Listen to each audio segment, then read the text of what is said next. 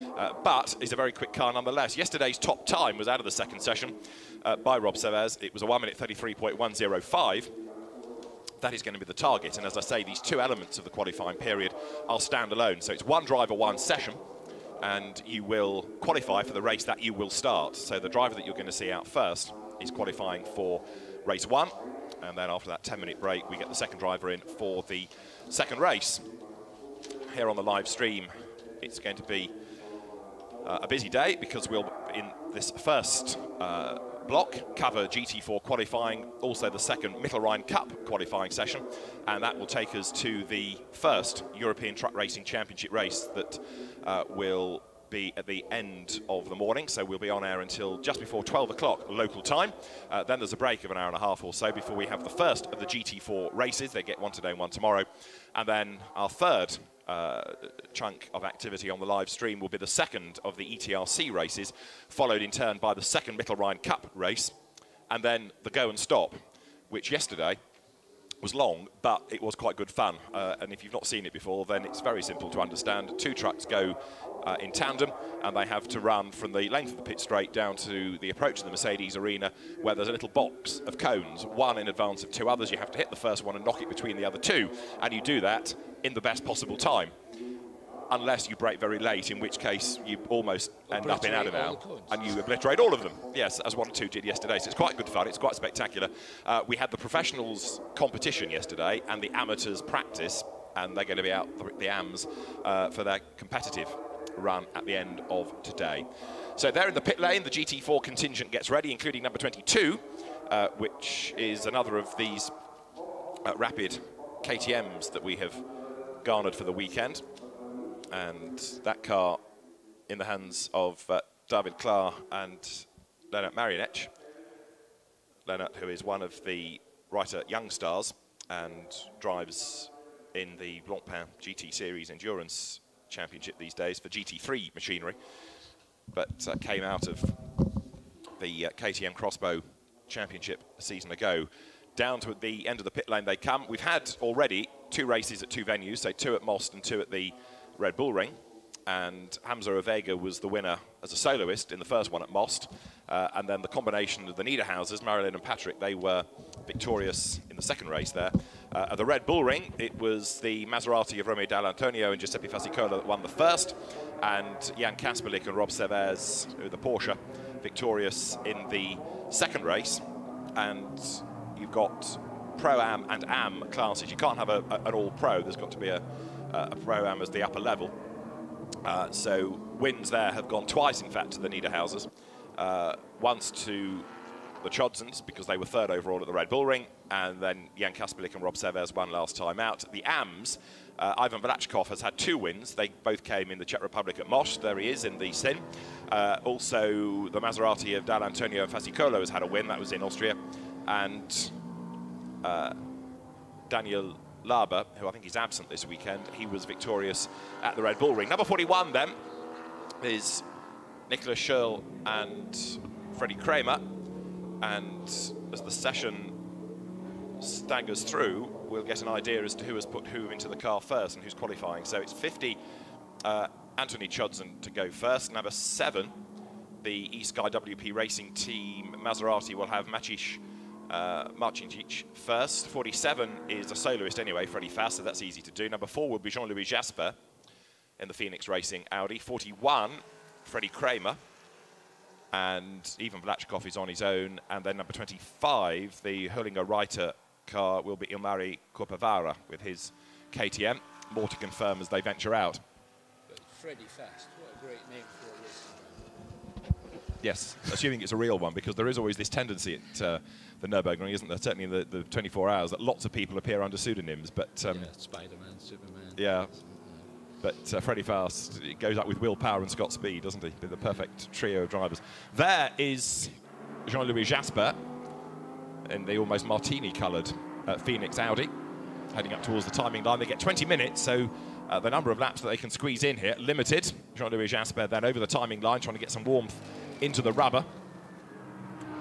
And driver that's raced in the North European GT4 Championship, as well as in the 24-hour series, goes through. Gets himself up behind the Mercedes there, and then past the Mercedes. So Jean-Louis Jasper making good his escape now, buying himself clear track space. Anthony Chodson has done a 2 minutes 14, so there's a lot of time yet to be found in this session. Yes.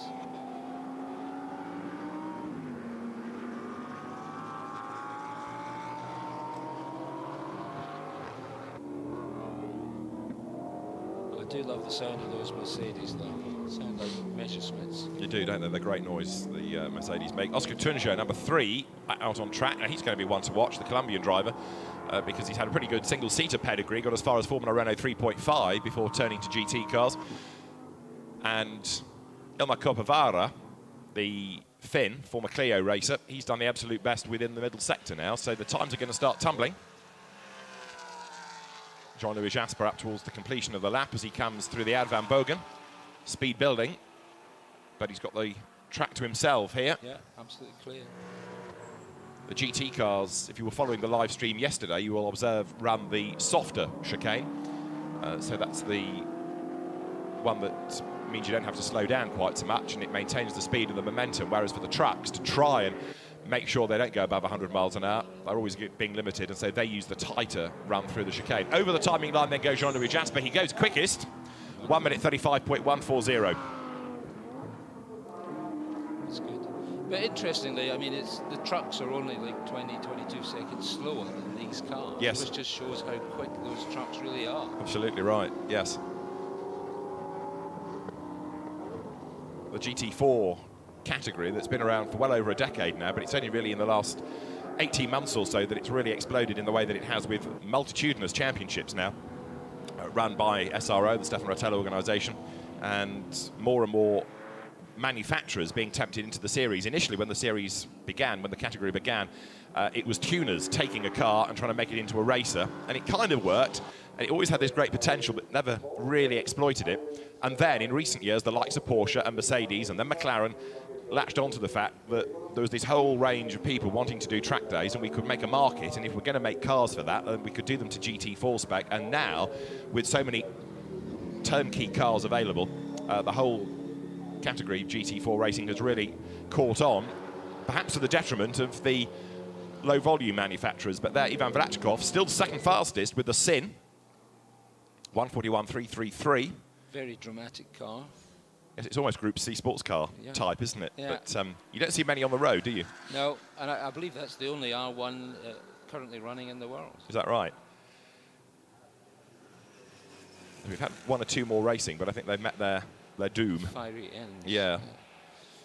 So up towards the softer chicane, the motorbike chicane, comes Vlachkov. This lap not looking quite so good. Jean-Louis Jasper last time then, 132.688.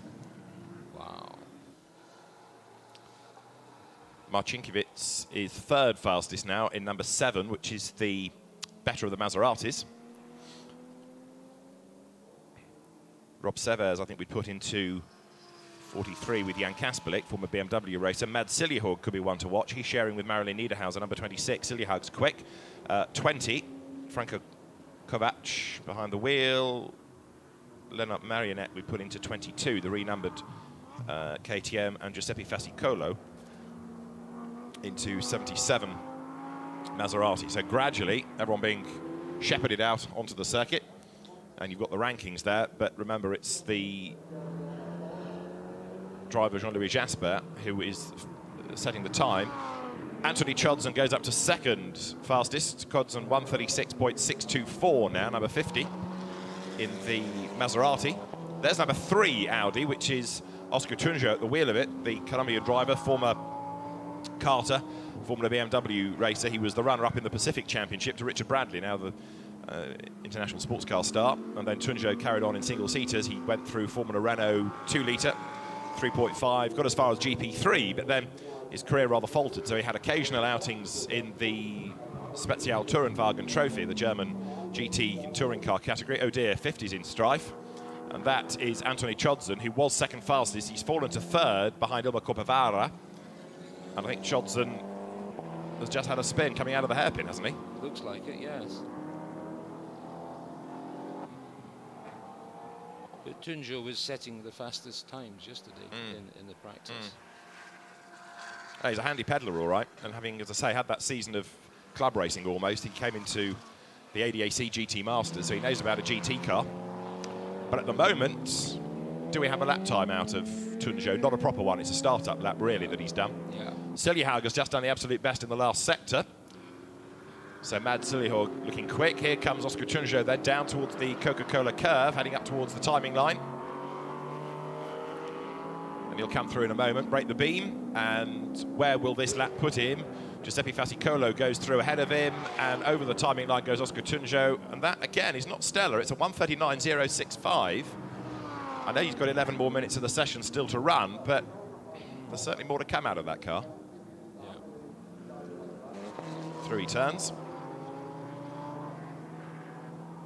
It's interesting, isn't it, when you compare, and we had it at the 24-hour race, the GT3 and the GT4 equivalents, because you can see the shape within both, but you take all the aerodynamic aids off the GT3 car, and it almost looks naked in GT4 trim like this. Yeah. But then Phoenix Racing have got a lot of experience right here setting these cars up. True. And they're based just over the road, aren't they? And they're just over the road in Marspan, yeah.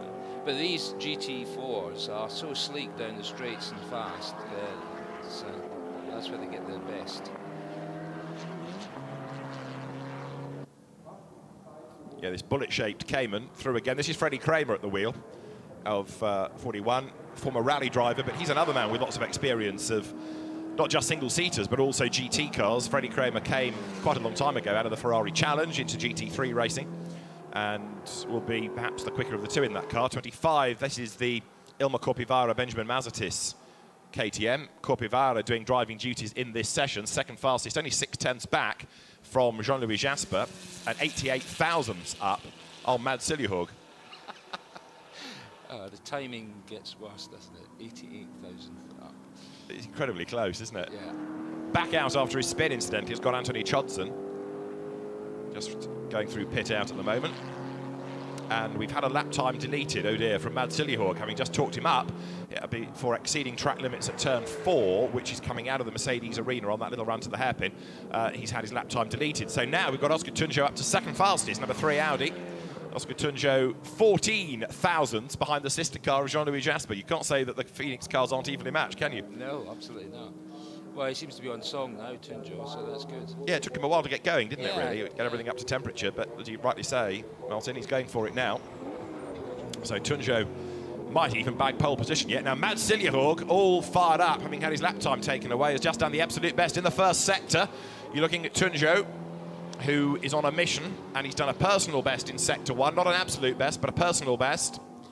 So he needs to try and claw back another 10th or 2 in this next sector. Climbs the curb, but avoids that marker. Dug deep into the ground. Yeah. That's really there for the benefit of errant lorries to keep them on the straight and narrow. But the GT contingent getting more and more leery as the weekend goes on as well, as they feel they can push that little bit harder up to the chicane now. Traffic ahead might be an issue on this lap. And Tunjo has lost second because Lennart Marionetch now has gone quickest. Lenny Marionetch, 132.280. But here comes Tunjo then with a personal and an absolute best. Number 3 Audi comes across the timing line and goes into pole position. Oscar Tunjo 131.781. So comfortably quicker than they were doing yesterday. That's a good effort, isn't it? That's like 2 seconds quicker than yesterday. Yeah. Marilyn Niederhauser, that we've not yet seen on track, leads the Pro-Am Championship from Mazatis and Ilmar Corpivara. So Mads Siljehaug, having done the absolute best in Sector 1, ended up being 5th on a 132.546, but Oscar Tunjo then with the best GT4 time of the weekend is currently the fastest.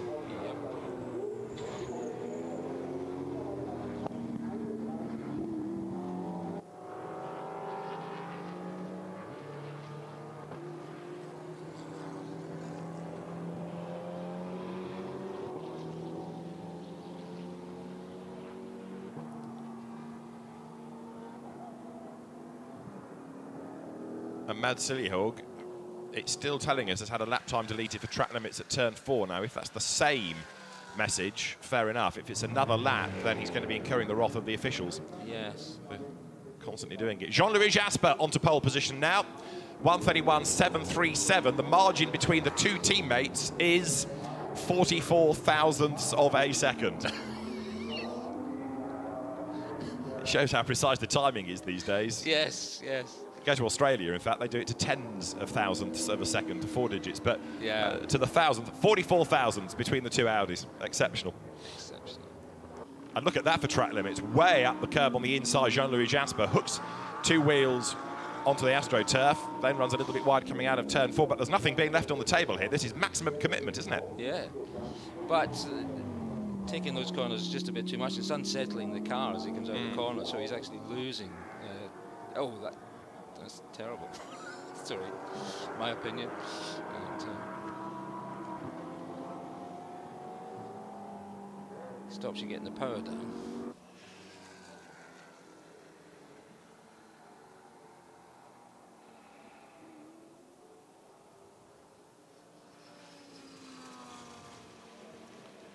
So 6 minutes of this race 1 grid setter still to go. And it is Jean-Louis Jasper then who is the fastest from Oscar Tunjo. But Tunjo's on another mission. He's done the absolute best in sector 1. So number 3 Audi will be in this middle part of the lap with the Bilstein curve being completed now. This is the run down the hill. There is Tunjo. And that softer chicane is allowing them to keep the speed through into the Jaguar corner. Freddie Fast just confirming it is a pseudonym. I'm working on what the real name is, but I was right to predict it. Oh, right. It's a shame, really. That's a shame. Yeah, that's disappointing. It's probably called Freddie Speed, really. Yeah. Up towards the line then comes Oscar Tunjo, and that's quicker again. Oh, goodness. A 1:31.437. So now it's a massive margin of 0.3 of a second.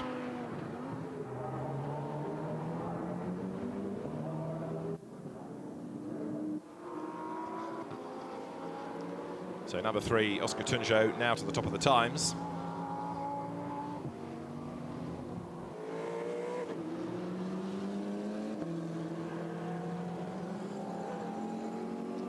Nice, tidy driving. That's very good. Yes, indeed.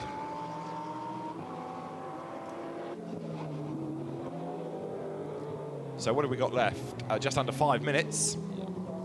It's interesting, actually, how many people are staying out. We saw yesterday, I know it's a different category altogether, but the truck qualifying, certainly for Super Pole, they were really doing 2 laps, just one Banzai lap, let everything cool, one more, that was it. Whereas 20 minutes of GT racing on Pirelli rubber, and again, you're talking of different racing machines, I'll grant you, but they're staying out for the bulk of it.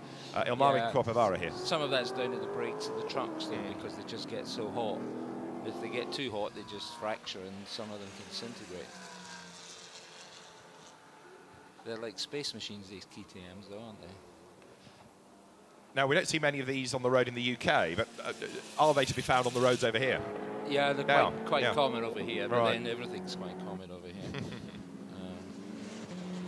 There's quite a few come up from Luxembourg at the weekends for Touristfahrer. Right. And they're what engine? 2 litre?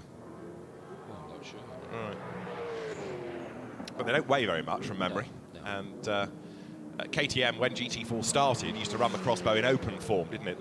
This new hydraulic funny lid is new. And it makes them look perhaps more a complete car. Yeah. But in the early days, they were very quirky little things.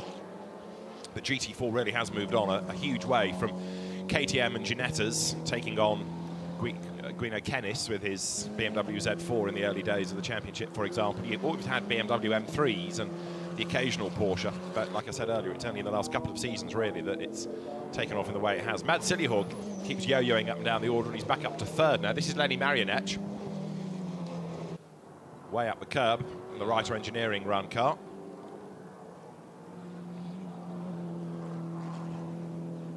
Marionech, who we saw with a rather elderly BMW Z4 GT3 car in the ADAC GT Championship 2 or 3 years back with Marcus Palteler, but he's now racing in Blancpain, having come through the Reiter Young Stars programme.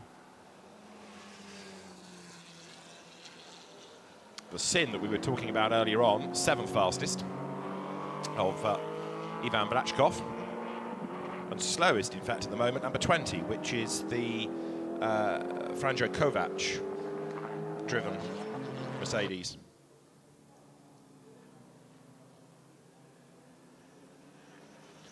Freddie Fast had an off yesterday, incidentally. He went off at the end of FP1 and missed FP2 while they were doing repairs.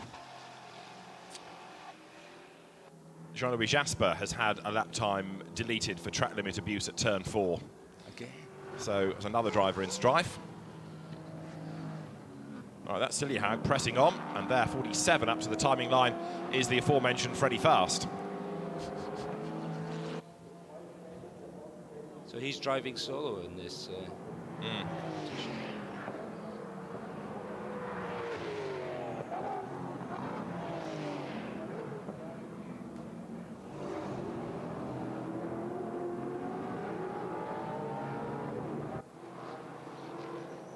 So just 90 seconds of this part of qualifying to go.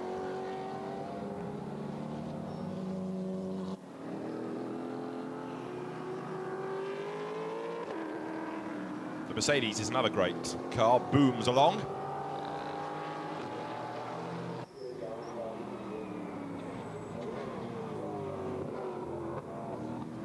But they're big cars. I've driven one, and they're physically big cars, and they feel big when you're inside them.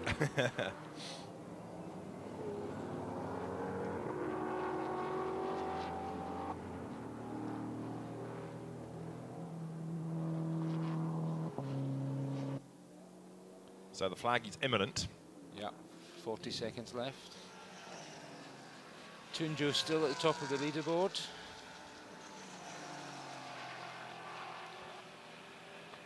And at the foot of it is Franjo Kovac, unfortunately.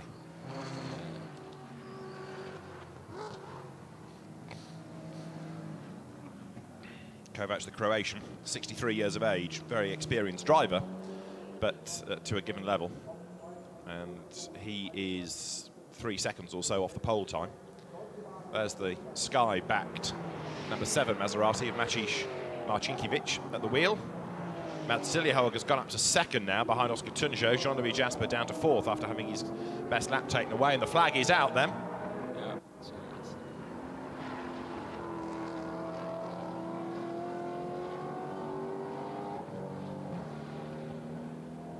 I think that Marcinkiewicz got another lap out of this just before the flag, and he's certainly pressing on, isn't he? Yeah, I think they touched there. Doesn't look like there's any damage though.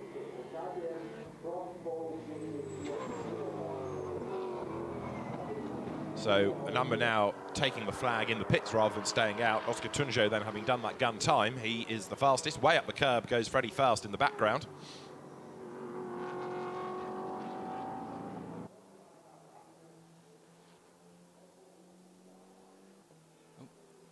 And a replay here of going rather deep into turn 1, number 7. Yeah. You get the first part of this Mercedes arena wrong, and it puts you on the wrong line all the way through, doesn't it? Through all the other curves, yeah, indeed. But even allowing for that, the closing speed that Marcinkiewicz had, pretty impressive here as he dives to the inside. Yeah. That's Franjo Kovac just up the just road. Here, I think they just touched. Yep, just maybe just he moved out of the way, I think. If they didn't, it was close, certainly, wasn't it? Very close, yeah. So the last couple take the flag. You can see everybody else coming into the pit lane. And if the teams are on their toes, they will bring the car in early because it gives you a little bit more time to do the driver change and cycle through everything ready for the next part of qualifying. So a quick look at who did what. The Phoenix Racing Audi then of Oscar Tunjo, the fastest, 1 minute 31.437, 0.128 of a second up on Mads Siljehaug for the KTM contingent ahead of Ilmari Corpevara. 4th quickest, Jean-Louis Jasper's Audi ahead of Lenny Marionech with the KTM.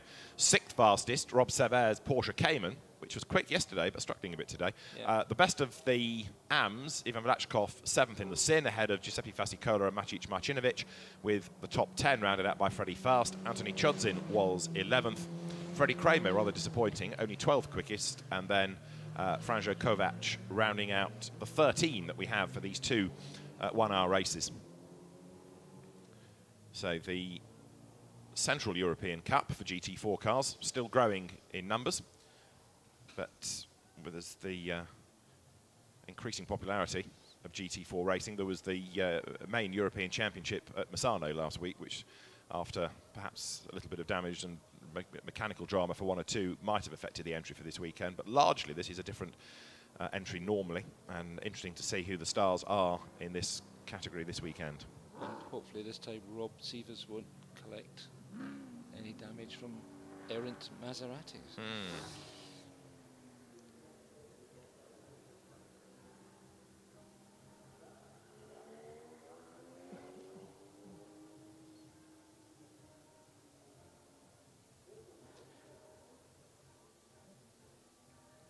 So the teams now get 10 minutes to do whatever work they need to do the driver change, to get the second driver settled in, for the two drivers to discuss data, to discuss track conditions, to discuss the car, should it be needed. And then we go again for the second 20-minute period of qualifying.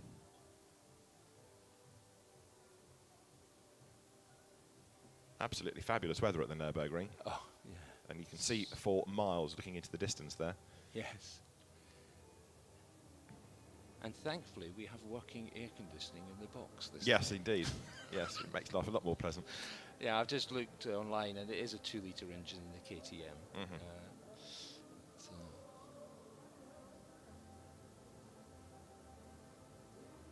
yeah, brand more perhaps associated with motorbikes, but these GT4 cars, the Crossbow, getting more and more popular. a friend of mine took some fantastic photographs at the ice curve on the Nordschleife of a KTM open top. Right. Hitting the curbs and landing all four wheels off the ground on the barrier, skimming along the barrier into ice curve, then came off and carried on the lap. So if nothing else, we know they're tough. They're tough cars, yeah. Little plug there for Jochen of Frozen Speed.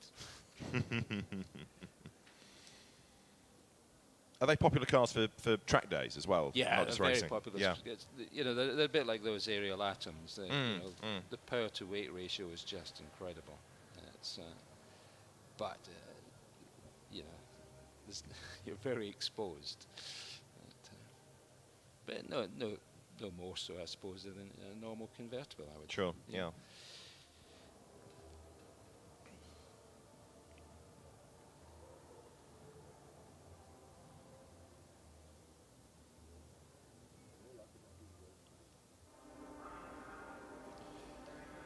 So we'll have this second element getting underway very shortly. And it is due to get underway in 4 minutes' time, give or take. And the live stream after it will cover the Mittelrhein Cup qualifying session, and then in turn our first FIA European Truck Racing Championship race of the weekend, which has got Antonio Albacete starting on pole position. Yep, he was on fire yesterday. Did a great job, didn't he? But the times are just, it was a split of minuscule parts of a second. Yes, quirkily, Albacete's not had a race win yet this year, but it can't be far away. But we will come to the ETRC in an hour or so's time. So for now, it's a case of getting the next driver ready, getting everybody settled and sorted, and then we will be good to go. And in the picture here, you can see the KTM with the quirky hood that's now fitted to it, which reminds me of a friend's car way back in the 70s. It was a Nova kit car. Right. And it had the same quirky sort of hood that opened up and came forward on hydraulics, based on Volkswagen mechanicals. But he had it tuned. But, so what goes round comes round, what I'm saying, basically. It's an interesting way of adapting the car, isn't it? Yeah. You could have conventional doors, but that gives it more personality, perhaps. Yeah. Maybe it was an easier technical solution just to prop that lid straight on to the frame that was already there, rather than reconstructing a whole body. And there behind the paddock you can see Nurburgring Castle. Beautiful picture.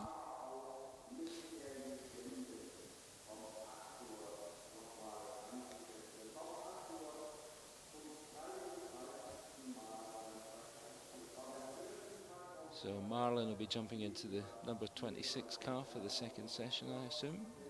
And she's leading the Pro-Am standings with 74 points. Her boyfriend Patrick's not here this weekend. I don't... No, I'm trying to work out where he is. Because he gets roped in to do lots of different championships. But no, you're right, he's not. Yes, boyfriend rather than relative, even though they've got the same surname. Yeah, I mean, what are the odds? What are the odds, that? exactly? Yeah. Yes.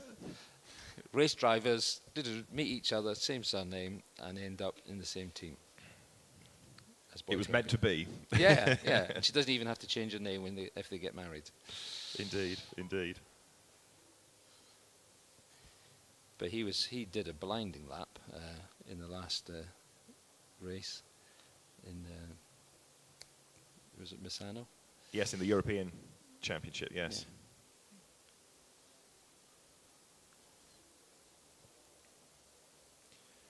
So for the Central European Cup GT4 drivers, we will be good to go very, very shortly. And this qualifying period, again, over 20 minutes. So now Gasaya Radest will take over number 3 Audi for Phoenix. She'll get Helmut Rödig into number 4. Helmut Rödig, regular in the 24-hour series. Number 7 Maserati will now go to Lukasz Kreschke, another GT4 regular. Ivan Vlachkov does another session in the Sin. Now, the number 20 Mercedes goes the way of Cora Schumacher, the ex-wife of Ralf Schumacher, who's done quite a lot of racing, initially back in 2004 in a Mini, but then after a few years of one-mate racing, had quite a long spell away, came back in the DTC, the 2-litre German saloon car category in 2015, and into GT4 last year. Anyway, she will drive number 20 Mercedes. 22 that Lennart Marionech was working his wonders in. David Klaar now takes that over in his first season of car racing, the former kart racer.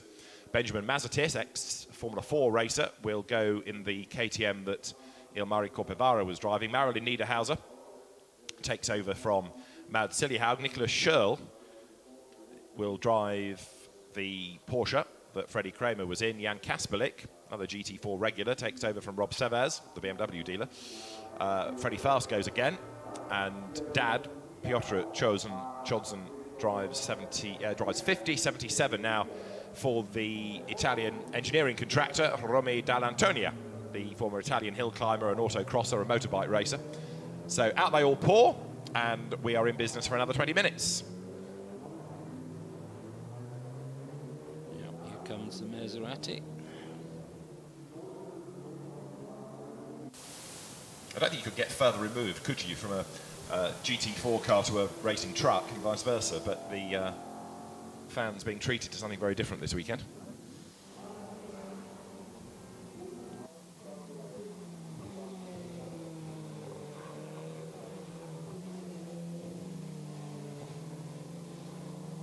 So out on track, everybody goes. We will discount the outlap, and as we saw from the earlier session, they can do a lot of laps on a given run, so you can expect the times to come down and down and down as these 20 minutes wear on. They're coming out of the Bilstein curve, is the KTM. That is 22, which is the now David Klaar driven car. And there is Marilyn Niederhauser in the, dare one call it, rather girly livery of pink and purple. Mads Siljehaug might disagree, but... yeah. Yeah, Mads won't be happy with that description. No. Well, it's either girly or it looks like a bruise, I think, depending on which way you want to look at it. But anyway, over the line it comes. Marilyn Niederhauser onto a flying lap now. And remember that we're looking at something in the low 30s from that earlier session. Yeah. Not that these will be affected by what went earlier. This is a completely standalone session, but it's going to be interesting to compare the two. Here she comes then, Marilyn Niederhauser.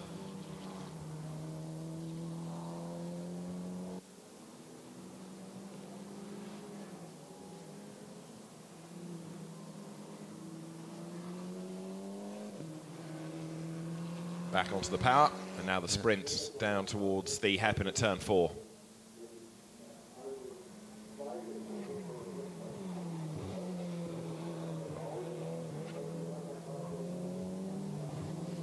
So David Klaar in the 22 car.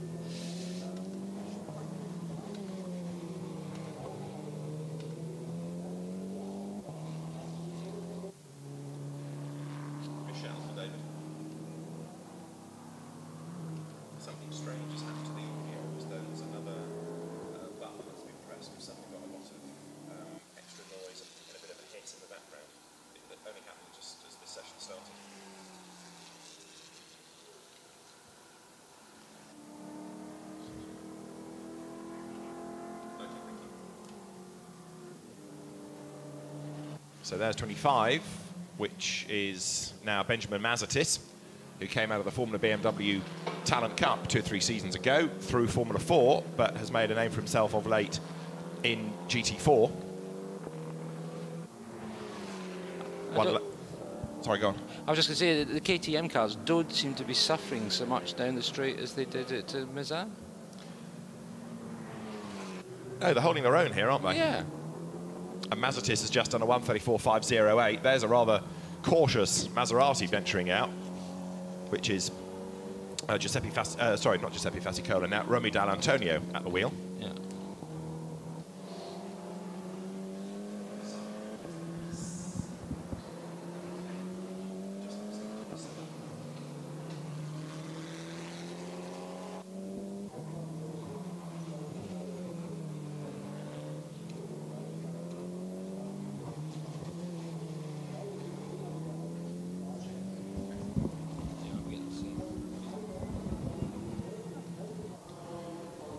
Right, there's Vlachkov. Now, he's perhaps here, Martin, got an advantage, hasn't he, over anybody else, because he knows exactly what the track conditions are like. He's been out there for 20 minutes already. Absolutely, and he knows what the car's doing and how it's handling and the heat of the tyres and where the grip is.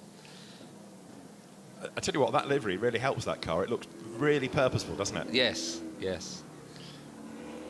In the past, I seem to remember they were either sort of all white or all yellow, but they're like a proper racing car, dare one say. Yeah, it's really good. Yeah, the ones I've seen before have all been all yellow. And it makes a good noise. It's a good, yeah, it's a V8, I believe.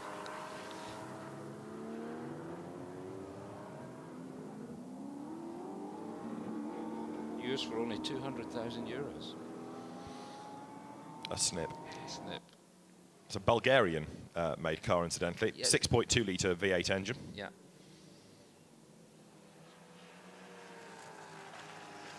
But I believe there's a UK connection as well. I'm trying to remember the name of the man that created them, but I think he lives in the UK. Yeah. I did race them.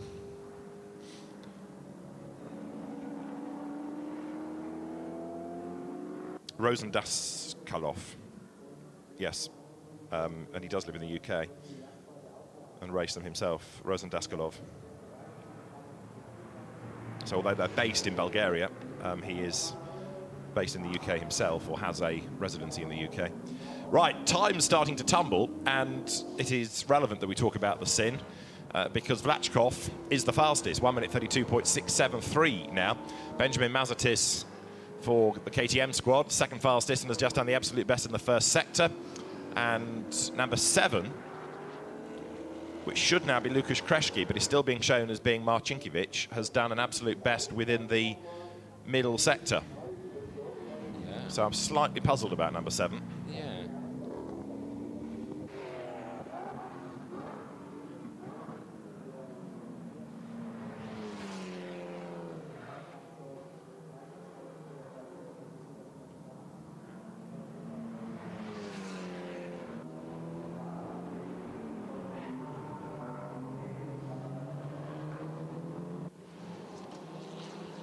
Vlachkov, Mazatis, Marilyn Niederhauser the top 3, and it's 0.168 of a second at the moment between Vlachkov and Mazatis. Across the timing line has just gone Cora Schumacher, who's done a 1:38.048. Perhaps there's going to be more of a spread of times here, because you've got arguably more of the AMs doing the times. But that said, Vlachkov, 2 absolute best in the sectors. Yeah. Purple patch even. Indeed so, and he's just done a purple lap, in other words, an absolute best of the session, 1:31.792. So Vlachkov looking good here. There, bouncing over the curb a little bit, is 25 Benjamin Mazatis. We've got another improvement coming now from 41, that being a change of driver, is it not? Because Nicholas Scholl, who was on the entry list, has been replaced by Jürgen Bolting, and Scholl moves into 43 instead of Jan Kasperlik, by the look of it. So apologies, the entry list that we have has been slightly distorted, so we'll try and make more sense out of all of this. So 43, well, Nicholas Scholl was shown as being the driver of that car yesterday with Rob Severs, so will move him into 43. And so 41, Freddie Kramer and Joachim Bolting. So that means that the one that we lose is Jan Kasperlik. So Nicholas Schürrle with work to do. In contrast, Joachim Bolting doing a good job fifth fastest now that we've unravelled all the Porsches. Questions will be asked later. Yes.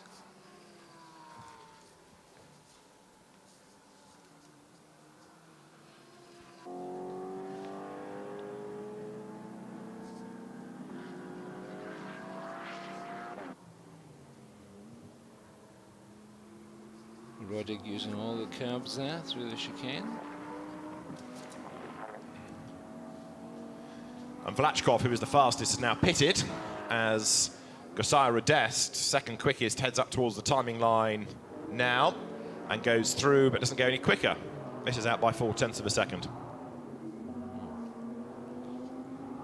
Marilyn Niederhauser is currently fifth.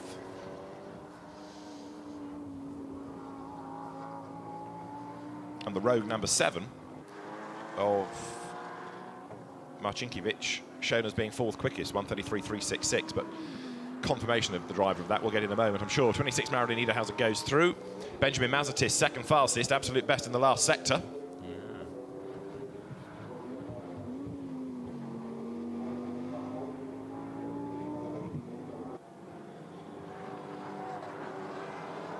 Josiah Radest, you're looking at, she's just done a personal best within sector 1. So this could be quite impressive, actually. Yeah. On a mission, as they say.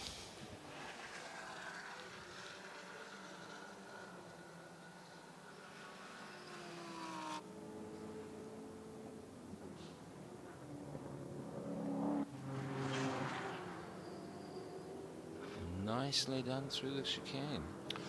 Confirmation about number 7. It is Maciej Marcinkiewicz to do both sessions because Lukas Kreschke isn't feeling very well this morning. Whether he will race remains to be seen. But if he does, presumably he'll have to do the second stint anyway because he won't have qualified the car. So it is correct that Marcinkiewicz is doing driving duties.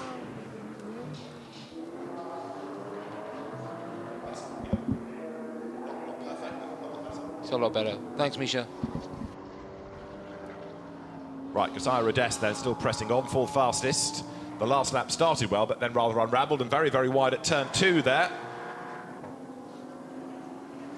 Yeah, which messes up the next turn. It does, doesn't it? You're sort of put on the back foot all the way through that section of the circuit. The number 50, Piotr Chodzin Maserati through, and that's currently 12th, so a bit of work to be done yet by Chodzin.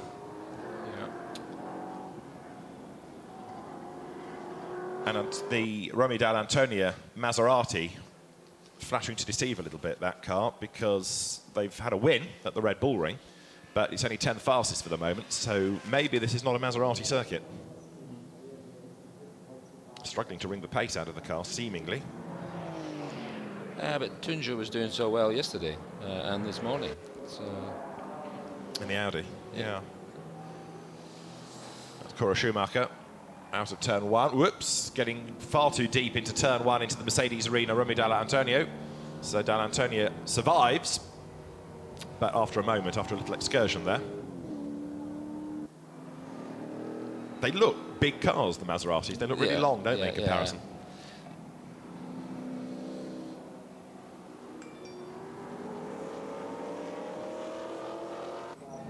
This being one of those that runs within the AM Cup, which is headed at the moment by the overall pole man. Vlachkov changed that because now Nicholas Schürrle, number 43, has gone to the top of the times, 1:31.706. So he was struggling earlier on, but there he is. Nicholas Schürrle goes fastest of all and by 86 thousandths of a second. So a good effort put in there by the Porsche. Yeah. They are very slick in down the straights. Streamlined. My current favourite car. I mean, inclined to agree on that score. But in terms of the noise, where do you go, Maserati or Mercedes? Yeah, noise-wise, yeah.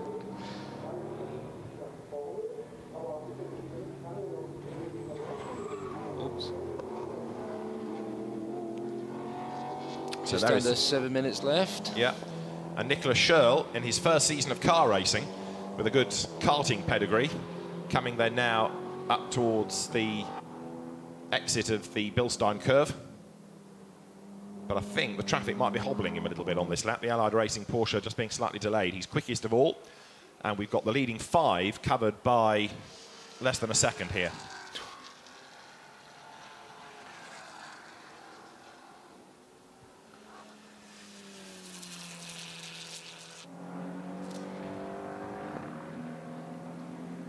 Now there's Marilyn Niederhauser, who's only 10th fastest here. Martin, what's going on? Yeah.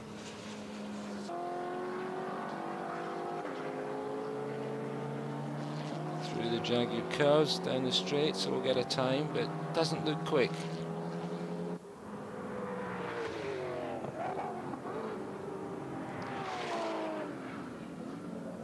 It was a 1:33.625, so 3/10 down on what she'd been doing earlier on. Marilyn Niederhauser goes no quicker then. 5.5 minutes are still on the clock.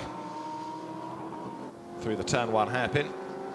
The road dialing back on itself, then it opens up a little bit through 2 and 3, this long looping left, and then there's the right at turn 4. So get it wrong into turn 1 and you're on the back foot all the way through this next sequence. Of course, which is used as part of the paddock for the 24-hour race, and then you rejoin there just as she came out of turn 4. Yeah. So it's Porsche, Sin, KTM, Audi, the top 4 at the moment. And then remember for number 7 that Maciej Marcinkiewicz has done both qualifying periods here. 5th quickest, number 7.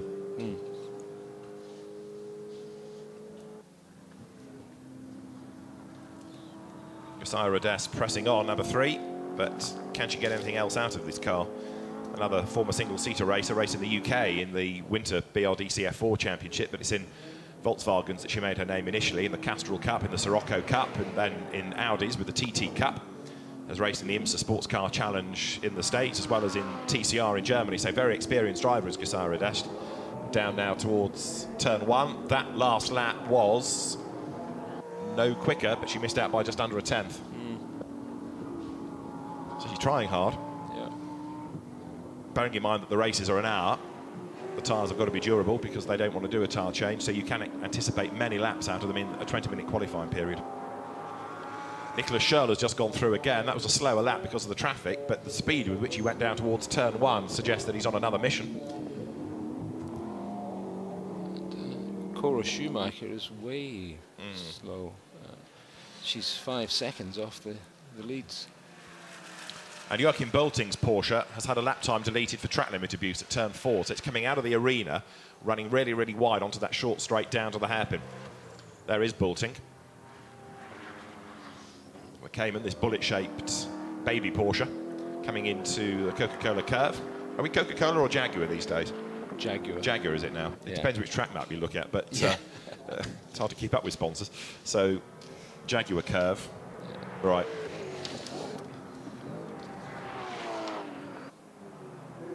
At least it's not by numbers like most circuits are these days. Yeah.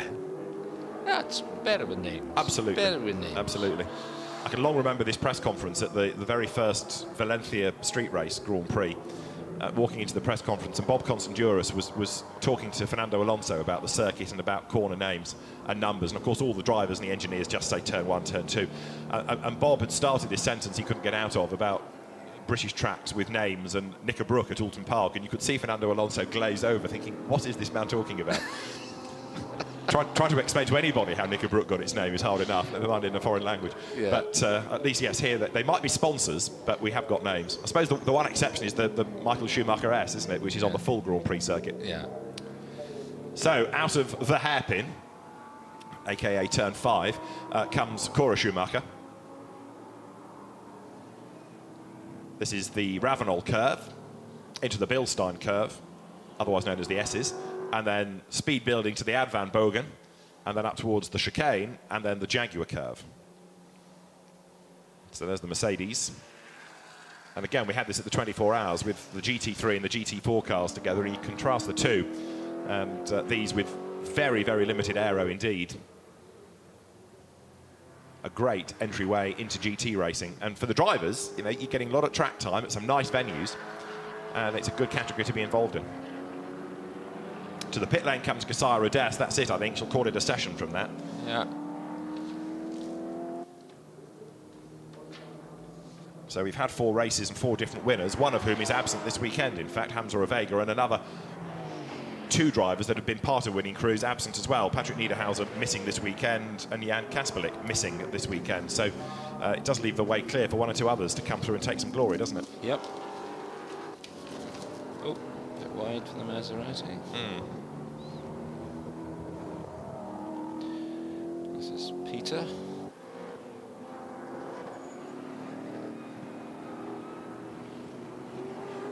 All recovered well. Yep.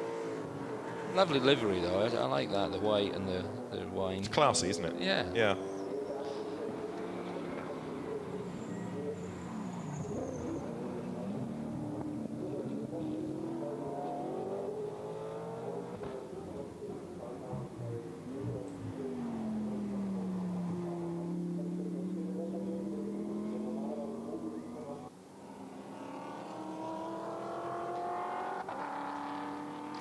So what have we got left? 29 seconds. If anybody is not on a quick lap now, it's not going to come. And in fact, more and more of them are calling it a session early, aren't they, and heading for the pit lane. So we're almost done, I think, here. Yeah. Nicholas Schürrle, very impressive indeed to get the top time.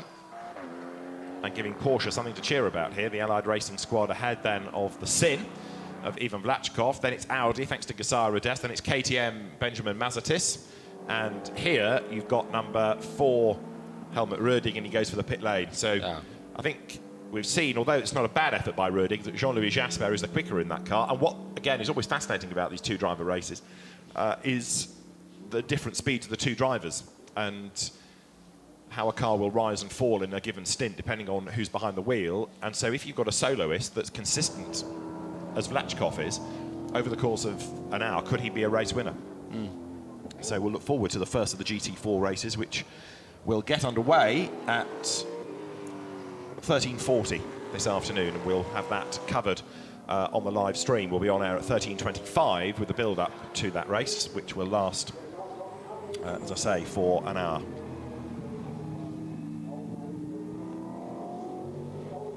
And then after a short break after that, we'll have our 2 further truck races and the second part of the go-stop. So we will continue on the ADAC Truck Grand Prix live stream for the Mittelrhein Cup qualifying, and then the first race for the FIA European Truck Racing Championship. That's still to come as the GT cars make their way over the timing line to take the checkered flag, and then for the pit lane at the end of this second qualifying period. But an intriguing start to the day to see how different drivers have fared.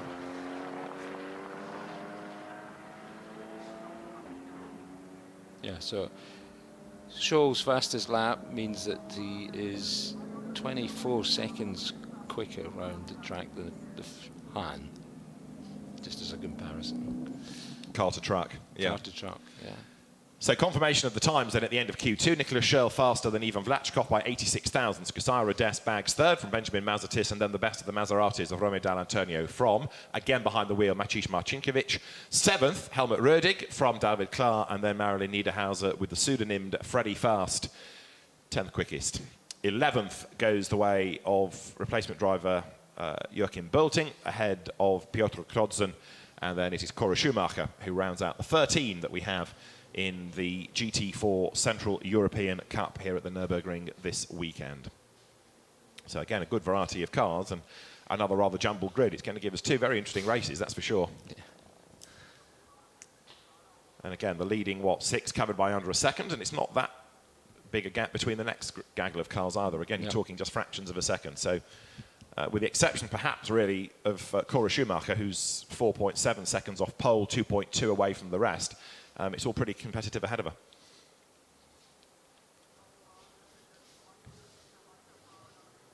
So next on track here at the Nürburgring will be qualifying for the Mittelrhein Cup. They will be on track in about 8 minutes' time, all being well, on the hour. This is going to be qualifying for race 3 for this combination of trucks from the British and the Dutch championships. And they had a race yesterday that was rather dominated by Ryan Smith, but the story didn't end post-checkered flag because it rumbled on into the stewards' room where Jamie Anderson, who took 3rd yesterday, the former rally driver, was then given a penalty for overspeeding. So it meant that Stuart Oliver, who'd not looked all that sparkling really in the race, managed to hook up with a far better result because others were being given a penalty. So Stuart Oliver, having been struggling in 5th place for a while, ended up with 3rd, but it was Ryan Smith who was the winner yesterday. And we'll get those tracks out onto the circuit very shortly. David Jenkins, one of the front runners, won the stop-go competition that we had last night, or go-stop to be accurate about the way it works. Yeah. And Dave Jenkins will now try and go one better than he did in terms of the race yesterday and get ahead of Ryan Smith. But Ryan proved to be very, very tough to stop yesterday.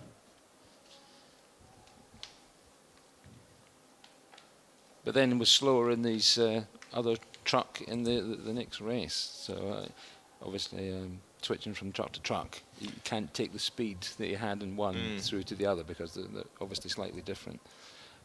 And the fact that you've just won a race and jumped straight into a truck is going to drop your energy levels. Yeah, I think Ryan's doing every truck race this weekend, isn't he? He's doing the 4 Mittelrhein Cup and the 4 European races, so he's earning his money. Yeah. Getting value for money as well. But he's not doing the go-stop.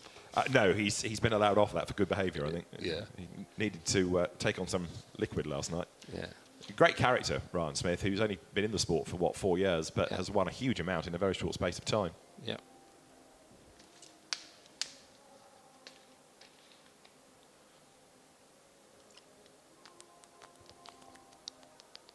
And as I say, on the hour, they will venture onto the circuit. So the track just being swept. We'll get them on track very shortly indeed. And then after this qualifying session, and it may be that Ryan Smith doesn't either do all of it or much of it because he'll have to get himself ready for the next race after that.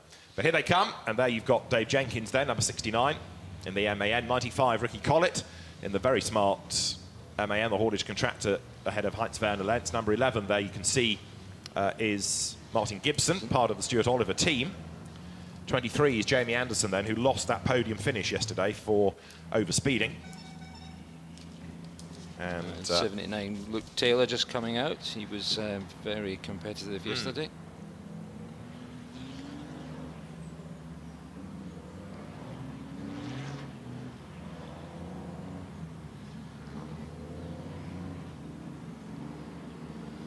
Taylor made a bad start yesterday, didn't he? And that rather compromised him in the first few laps. But when he gathered it all up, he was very quick indeed. 42 is Luke Garrett.